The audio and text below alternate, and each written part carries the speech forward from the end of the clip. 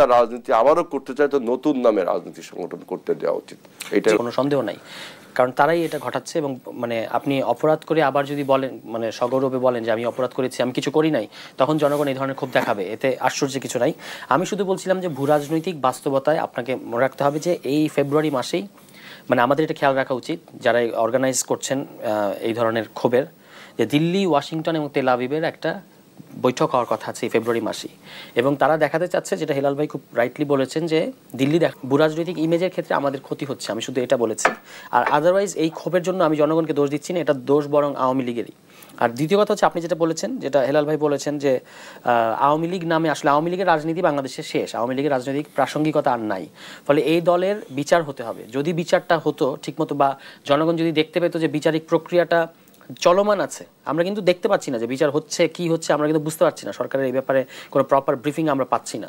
যদি বিচারিক প্রক্রিয়াটা দৃশ্যমান থাকতো, যদি অপরাধীরা, এই যে যারা দেশব্যাপী লিফলেট দিচ্ছে আওয়ামী লীগের যে সমস্ত অপরাধীরা, তারা যদি গ্রেফতারের শিকার হতো, তাদেরকে যদি গ্রেফতার করা হতো, তাহলে কিন্তু জনগণের মধ্যে এই ক্ষোভটা তৈরি হতো না, মানুষ দেখতে চাচ্ছে অপরাধীরা শাস্তি পাচ্ছে। এখন যখন পাচ্ছে না, তখন যখন এই ধরনের আবার পাল্টা এসে তারা বক্তব্য দিচ্ছে, তখন জনগণের মধ্যে এই ধরনের ক্ষোভ তৈরি হচ্ছে এবং জনগণ নিজেই একটা ব্যবস্থা করছে, কারণ তাদের মধ্যে তো ওই জুলাইয়ের ওই স্পিরিটটা রয়ে গেছে। এবং শেখ হাসিনা যখন এসে বলছেন যে জুলাই আমি কোনো ভুল করি নাই, তখন কিন্তু তিনি জুলাইকে আবার এসে এখানে জুড়ে দিচ্ছেন, ফলে মানুষ আবারও জুলাইয়ের ওই স্মৃতির মধ্যে চলে যাচ্ছে।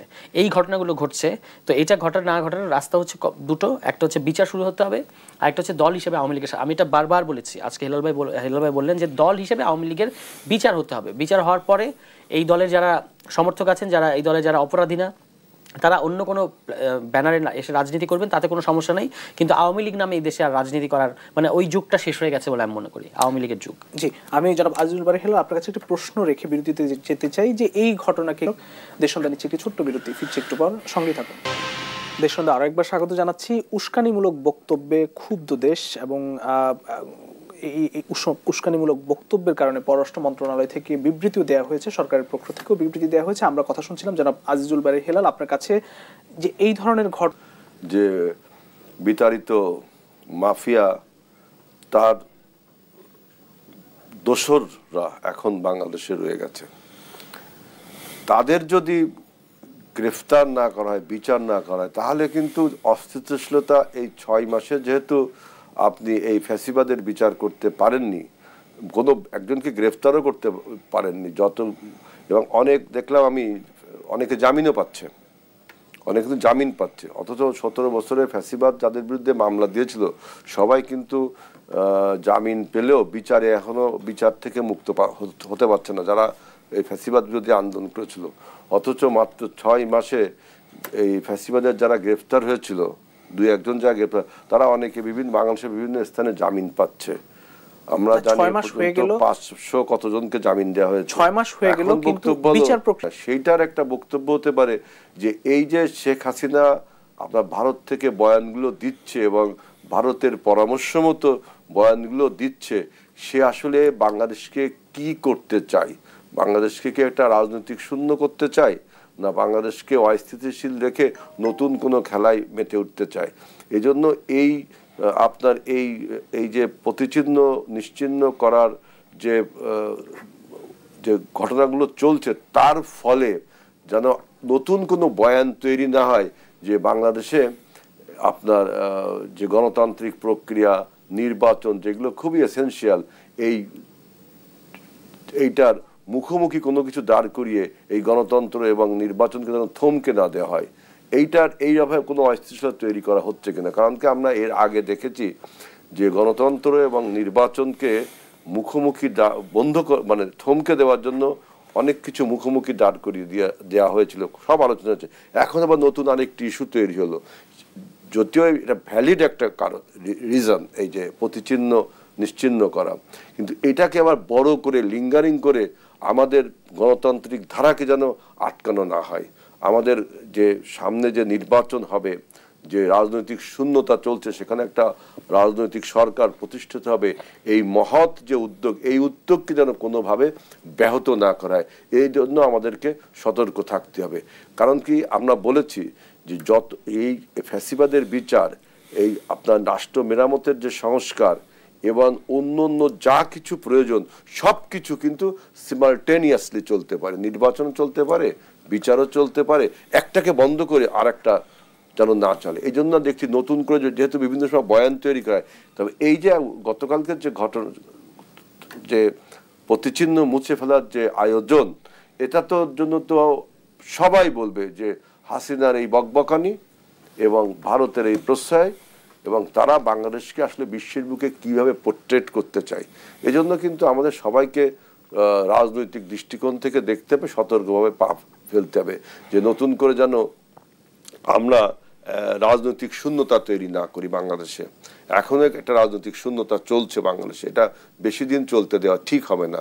তাহলে কিন্তু এইরকম ওই ফ্যাসিবাদের দোসর ভারতে পালিয়ে থেকে, এবং আমাদের এই পরিবর্তনকে যেহেতু ভারত ভালোভাবে নেয়নি, তারা আবার নতুন তারা ষড়যন্ত্র চালিয়ে যাচ্ছেই।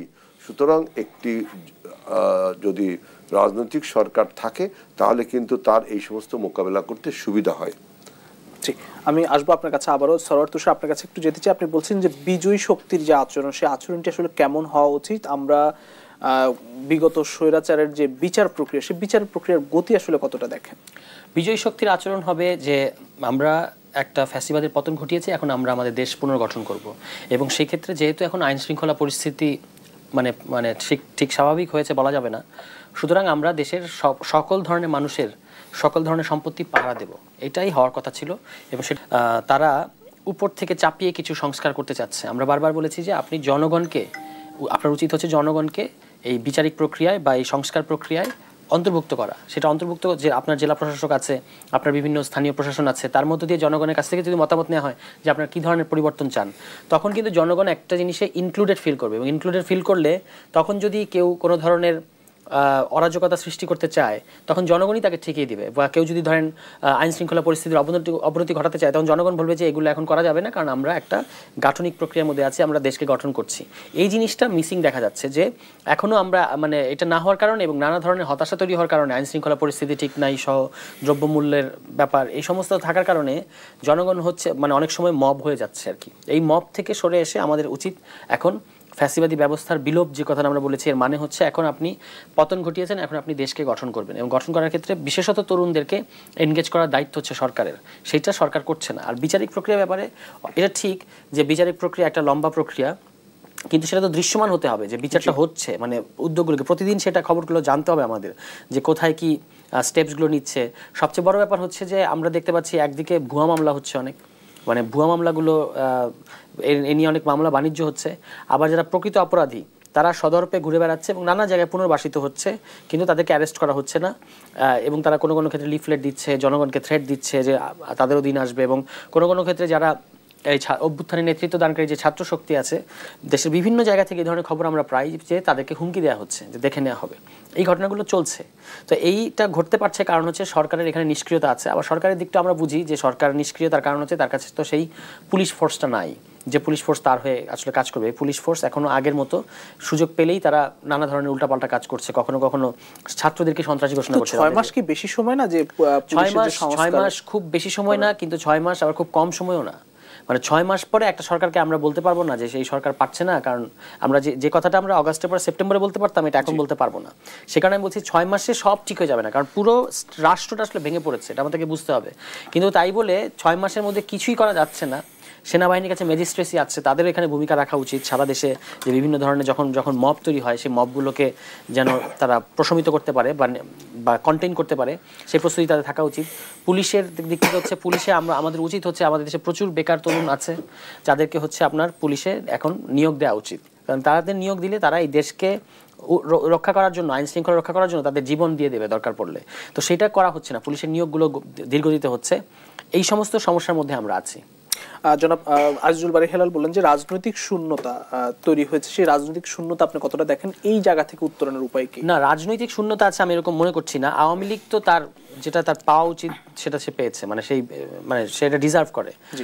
বরং আমি দেখতে পাচ্ছি যে বাংলাদেশে ছাত্ররা একটা সংগঠিত শক্তি আকারে অ্যাপিয়ার করেছে এবং তারা ঘোষণা দিয়েছে তারা একটা রাজনৈতিক দল করবে। In the mean time BNP সহ অন্যান্য রাজনৈতিক দল তারা বিগত সময়ে অত্যন্ত নিপীড়নের মধ্যে ছিলেন, জুলুমের মধ্যে ছিলেন। তারা রাজনীতি করতে পারতেন না, এখন তারা মাঠে সক্রিয় আছেন, তারাও তাদের রাজনৈতিক বা সাংগঠনিক কার্যক্রম চালিয়ে যাচ্ছেন। এদিকে ছাত্ররা একটা রাজনৈতিক শক্তি হিসেবে আসছে। ফলে এখন কিন্তু আমি বলবো যে আগে যেটা ছিল আওয়ামী লীগ আমলে ছিল একটা রাজনৈতিক শূন্যতা, মানে আওয়ামী লীগ শুধুমাত্র একটা রাজনৈতিক দল হিসেবে ক্ষমতায় ছিল বলে আমরা বলতে পারবো না যে তখন দেশে খুব রাজনীতি ছিল। আমরা দেখতে পেয়েছি এটা 1/11 এর একটা এক্সটেনশন ছিল।